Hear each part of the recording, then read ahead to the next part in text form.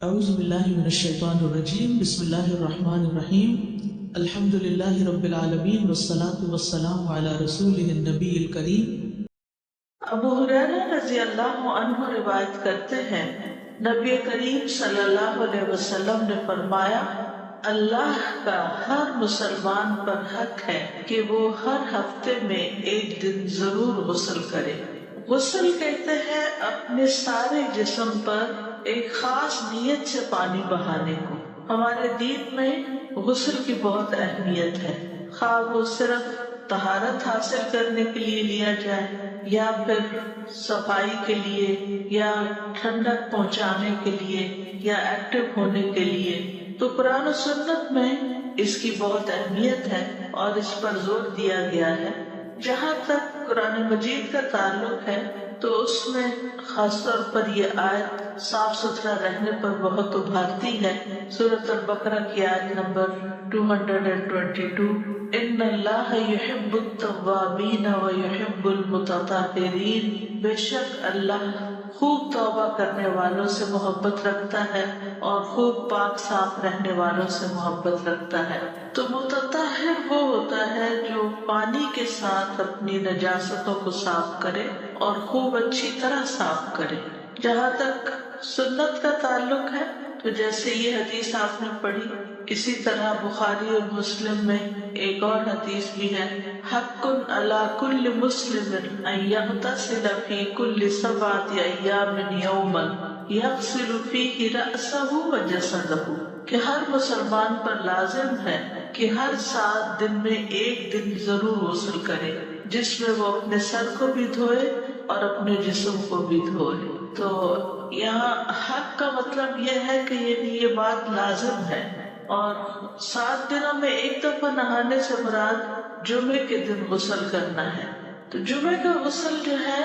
اس میں ایک تو ثواب کی نیت ہو سکتی ہے کہ انسان اللہ کے رسول صلی اللہ علیہ وسلم کے حکم پر عمل کرتے ہوئے غسل کر رہا ہے۔ جمعہ کا دن خاص دن بھی ہے اور اس دن پاک صاف ہونا، خصوصاً غسل اور وضو کرنا، یہ بھی ایمان کی علامت ہے، یعنی پاک صاف ہونا ایمان کی علامت ہے۔ جیسے حدیث میں آتا ہے الطہور شطر الایمان، اور دوسرا یہ ہے کہ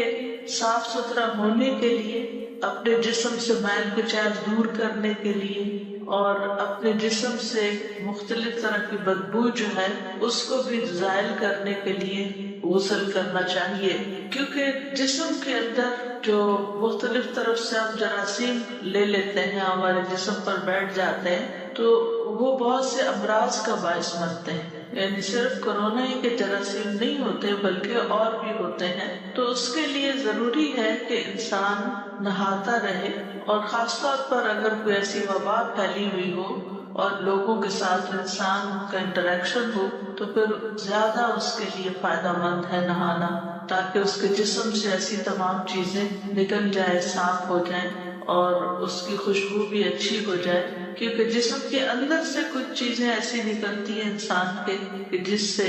انسان کا جسم جو ہے وہ بدبودار ہو جاتا ہے، یعنی پسینہ وغیرہ سے۔ تو نہانے کی وجہ سے انسان کو ایک پاکیزگی اور تر و تازگی حاصل ہوتی ہے۔ اسی طرح یہ ہے کہ ایکٹیو ہونے کے لیے، کیونکہ بعض اوقات انسان کے اوپر سستی چھا جاتی ہے، جیسے سونے کے بعد یا تھکاوٹ کے بعد، تو انسان اگر غسل کر لیتا ہے تو اس کی ساری سستی دور ہو جاتی ہے۔ اسی طرح یہ ہے کہ انسان جب گھر سے باہر نکلتا ہے تو اس پر گرد و غبار بھی پڑتا ہے، تو اس کو دھونے کے لیے بھی حضرت عائشہ کہتی ہیں کہ جمعے کے لیے لوگ اپنے گھروں سے اور اوالی سے باری باری آتے تھے، اور وہ اونی عبائیں پہنے ہوئے ہوتے تھے، اور راستے میں ان پر گرد و غبار بھی پڑتا تھا، جس کی وجہ سے ان سے بو پھوٹتی تھی۔ تو ان میں سے ایک انسان رسول اللہ صلی اللہ علیہ وسلم کی خدمت میں حاضر ہوا، اور اس وقت آپ صلی اللہ علیہ وسلم میرے ہاں تشریف فرما تھے۔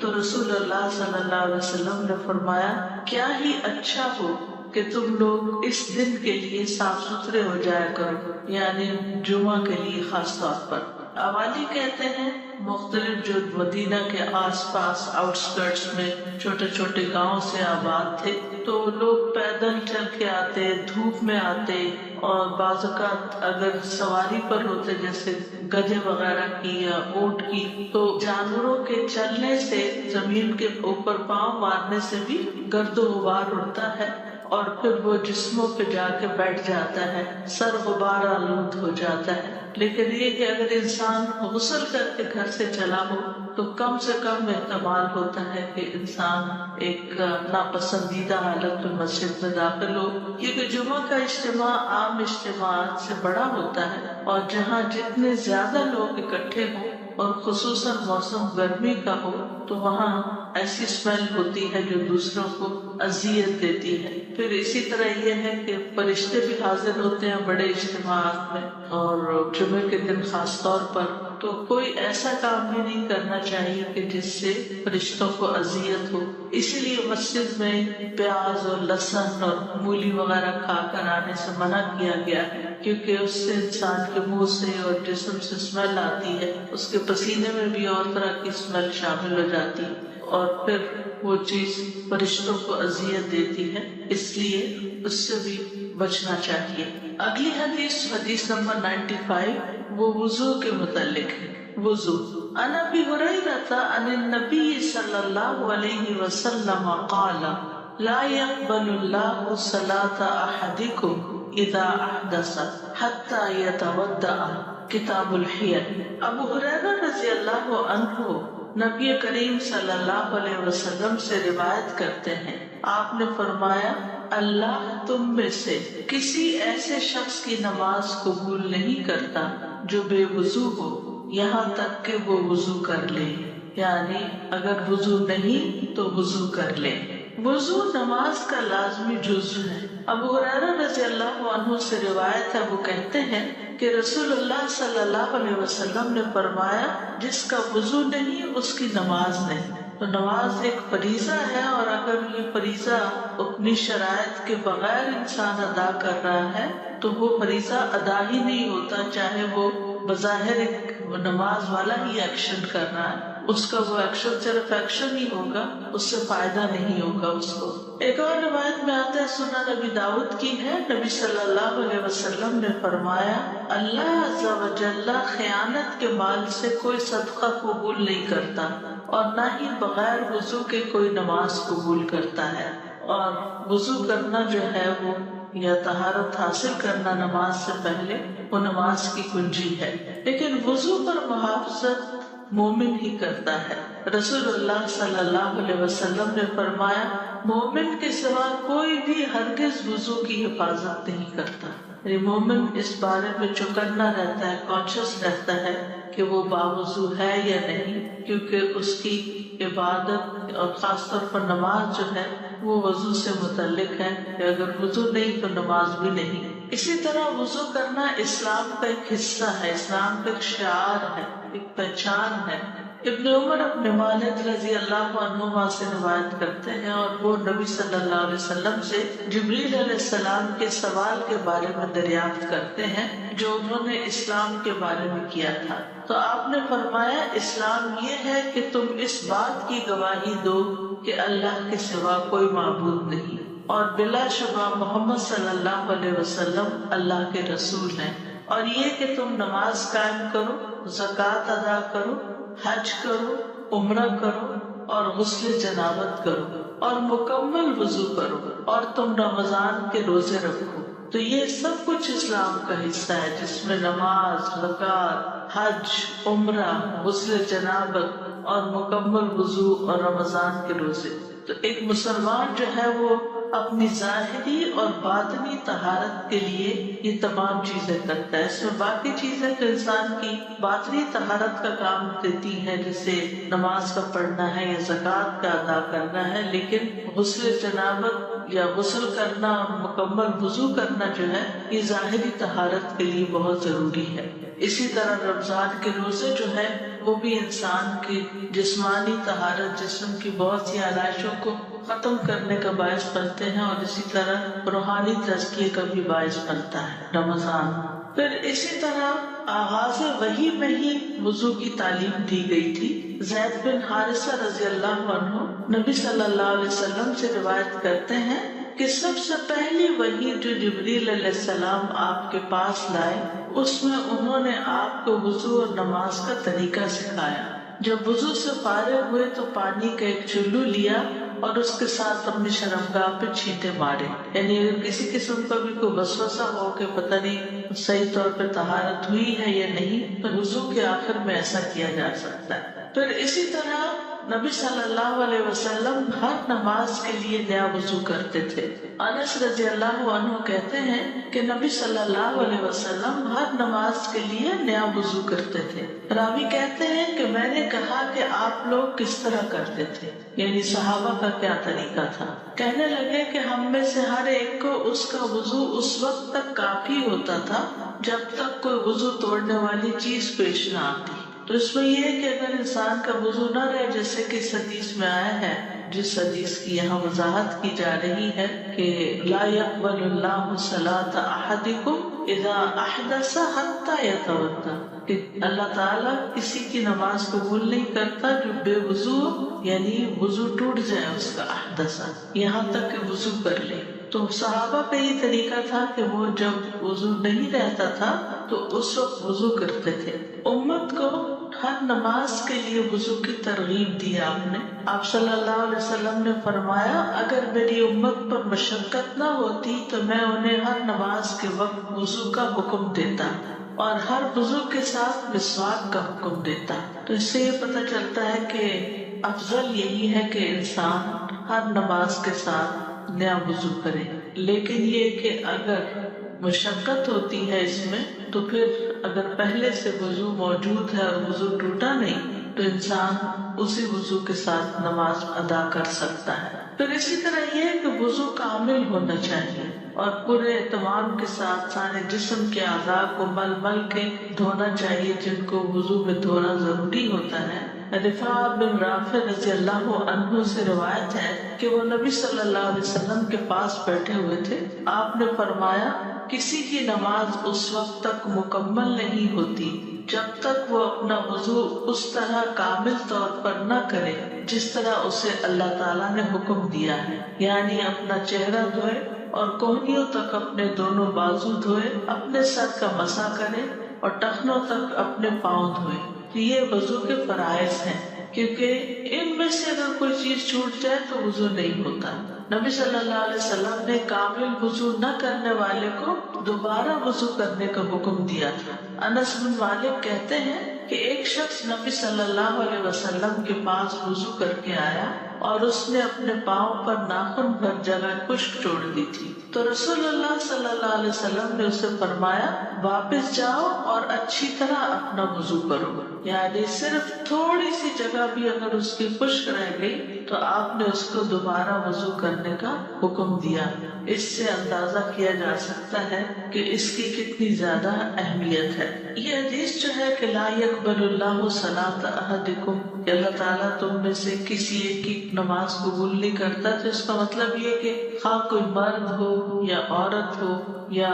نوجوان ہو، کیونکہ جس پر بھی نماز فرض ہے اس پر وضو کرنا فرض ہے، لازم ہے، الا یہ کہ اگر کوئی شخص معذور ہے، وضو نہیں کر سکتا کیونکہ پانی نہیں ہے، یا بیمار ہے تو وضو نہیں کر سکتا، تو ایسا شخص تیمم کر لے، یعنی صرف عذر کی صورت میں انسان وضو چھوڑ سکتا ہے، جبکہ عام حالات میں وہ وضو کو چھوڑ نہیں سکتا اگر اس کو وضو کی ضرورت ہے، کیونکہ وضو کے بغیر نماز پڑھنا جو ہے وہ حرام ہے۔ اور یہاں پر احدث کا لفظ استعمال ہوا ہے وضو ختم ہونے کے معاملے میں۔ تو حدث جو ہوتا ہے وہ دو طرح کا ہوتا ہے، ایک حدث اکبر ہوتا ہے جو جنابت ہوتی ہے، اور دوسرا حدث اصغر جس میں انسان کے جسم سے کچھ مادے ایسے نکلے کہ جن کی وجہ سے وضو ٹوٹ جائے۔ تو نواقض الوضو جو ہیں جن پر سب کا اتفاق ہے وہ یہ کہ سبیلین سے، یعنی پیشاب کے اگلے رستے سے یا پچھلے رستے سے کوئی بھی چیز جو نکلے، اور وہ نکلنے والی چیز جو ہے اس میں پخانہ، پیشاب منی، مزی، ودی اور گیسز، اسی طرح حیض کا خون، استحاضہ کا خون، نفاس کا خون، اسی طرح عورت کے فرج سے نکلنے والی رطوبت، باقی چیزیں وضو توڑ دیتی ہیں اور وہ نجس ہوتی ہیں، لیکن مزی اور جو گیسز جسم سے نکلتی ہیں یا عورت کے شرمگاہ سے جو رطوبت نکلتی ہے یہ ناپاک نہیں ہوتی، یعنی اس سے جسم ناپاک نہیں ہوتا لیکن وضو ٹوٹ جاتا ہے۔ پھر اسی طرح یہ ہے کہ انسان اگر سو جائے تو اس کا وضو ٹوٹ جاتا ہے، اگر اس پر کوئی بے ہوشی طاری ہو جائے، کوئی جنون ہو جائے یا وہ نشے میں آ جائے کسی وجہ سے، اگر نشہ حرام ہے لیکن پھر بھی اگر جیسے بعض اوقات آپریشن وغیرہ کے لیے انیستھیزیا دیا جاتا ہے جس کی وجہ سے عقل چلی جاتی ہے، انسان گہری نیند سو جاتا ہے، تو اس صورت میں بھی وضو نہیں رہتا۔ اسی طرح شرمگاہ کو ہاتھ لگانے سے وضو ٹوٹ جاتا ہے، لیکن اگر عورت اپنے بچے کو دھو رہی ہے، اس کو صاف کر رہی ہے تو اس کا وضو نہیں ٹوٹے گا۔ اسی طرح اونٹ کا گوشت کھانے سے بھی وضو نہیں رہتا، اس میں دوبارہ وضو کرنے کی ضرورت ہوتی ہے۔ اگلی حدیث ہے حدیث نمبر 96، یہ مسواک کے بارے میں ہے۔ ان ابی ہریرہ رضی اللہ عنہ ان رسول اللہ صلی اللہ علیہ وسلم قال لولا ان اشق على امتی او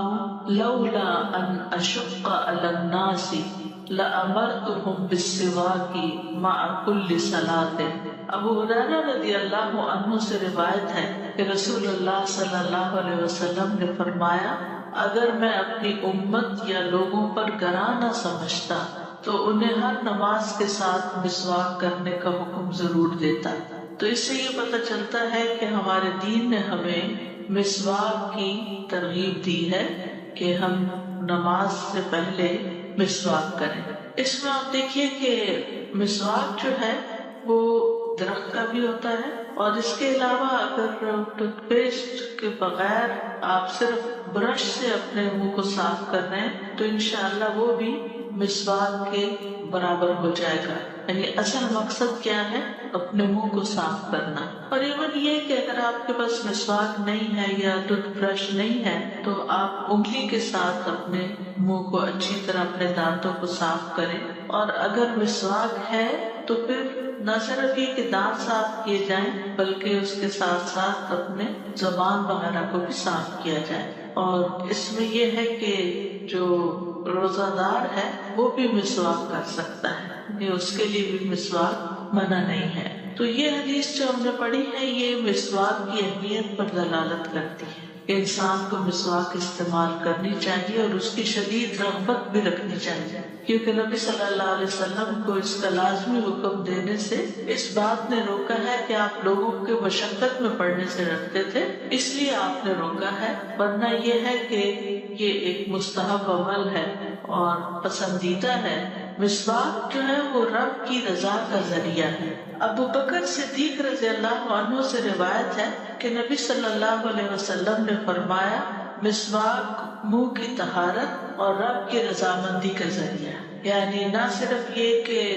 منہ صاف ہو جاتا ہے، انسان فریش ہو جاتا ہے، انسان کے منہ میں جانے والے جراثیم وغیرہ اور اندر سے اٹھنے والی علائشیں وہ ختم ہو جاتی ہیں، بلکہ اس کے ساتھ ساتھ انسان کو اللہ سبحانہ تعالیٰ کی رضا بھی حاصل ہوتی ہے۔ اسی طرح قرآن مجید کی تلاوت کرنے کے لیے خاص طور پر اگر مسواک کر لیا جائے تو بہت اچھا ہے۔ سمرہ بن جندب نبی صلی اللہ علیہ وسلم سے روایت کرتے ہیں کہ آپ نے فرمایا، اپنے منہ کو مسواک کے ساتھ پاک رکھو کیونکہ یہ قرآن کا راستہ ہے، یعنی قرآن کی تلاوت انسان کرتا ہے اور فرشتے حاضر ہوتے ہیں۔ حضرت علی رضی اللہ عنہ نے مسواک کرنے کا حکم دیا اور کہا کہ رسول اللہ صلی اللہ علیہ وسلم نے فرمایا، بلا شبہ جب بندہ مسواک کرتا ہے پھر کھڑا ہوتا ہے اور نماز پڑھتا ہے تو اس کے پیچھے فرشتہ کھڑا ہو جاتا ہے اور اس کی قرات غور سے سنتا ہے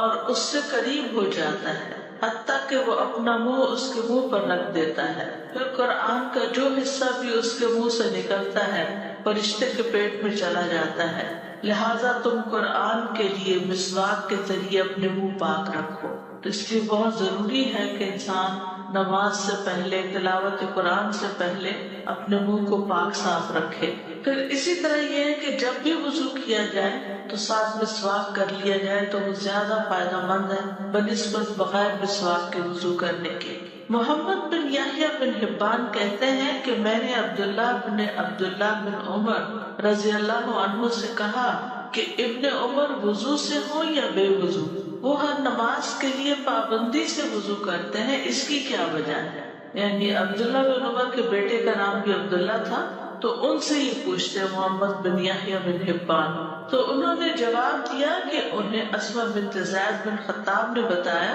کہ عبداللہ بن حنظلہ بن ابی عامر نے انہیں بتایا کہ رسول اللہ صلی اللہ علیہ وسلم کو پہلے حکم دیا گیا تھا کہ ہر نماز کے لیے وضو کریں، خواہ پہلے وضو سے ہو یا بے وضو، یعنی ابتدائے اسلام میں ہر نماز کے لیے نیا وضو ضروری تھا، مگر جب انہیں مشقت ہوئی تو حکم دیا گیا کہ ہر نماز کے لیے مسواک کر لیا کریں۔ چنانچہ ابن عمر سمجھتے تھے کہ ان میں ہمت ہے، لہٰذا وہ ہر نماز کے لیے نیا وضو کرتے۔ تمہارے لیے سے دو باتیں پتہ چلتی ہیں، ایک یہ کہ ابتدائی اسلام میں ہر نماز کے لیے نئے وضو کا حکم تھا، اور دوسرے یہ کہ ہر نماز سے پہلے وضو کے ساتھ مسواک کیا جائے، لیکن یہ حکم وجوب میں نہیں ہے۔ نبی صلی اللہ علیہ وسلم کی عادت تھی کہ دن یا رات میں جب بھی سو کر اٹھتے تو وضو سے پہلے مسواک کیا کرتے تھے۔ اسی طرح حذیفہ رضی اللہ عنہ سے روایت ہے، وہ کہتے ہیں کہ جب رسول اللہ صلی اللہ علیہ وسلم تہجد کے لیے کھڑے ہوتے تو اپنا منہ مسواک سے اچھی طرح صاف فرماتے،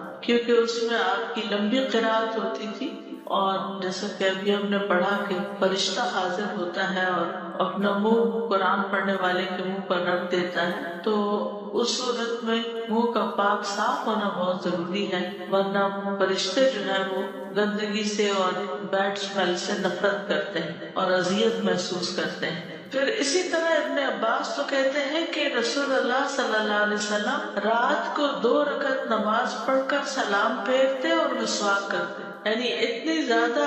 ان کے ہاں اہمیت تھی کہ ہر 2 رکعت کے بعد تازہ مسواک کرتے۔ اسی طرح صحابہ کا عمل بھی یہ رہا ہے کہ وہ وضو کے ساتھ مسواک کیا کرتے تھے۔ زید بن خالد جوہنی سے مروی ہے، وہ کہتے ہیں کہ میں نے رسول اللہ صلی اللہ علیہ وسلم کو فرماتے ہوئے سنا،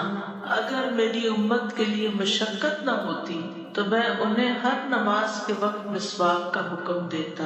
یعنی میں ان کو پابند کر دیتا۔ ابو سلمہ کہتے ہیں پھر میں نے دیکھا کہ زید رضی اللہ عنہ مسجد میں بیٹھے ہوتے تھے اور مسواک ان کے کان پر رکھی ہوتی تھی، جیسے کسی کاتب کا قلم اس کے کان پر ہوتا ہے، تو جب نماز کے لیے اٹھتے تو مسواک کر لیتے، یعنی اتنا زیادہ وہ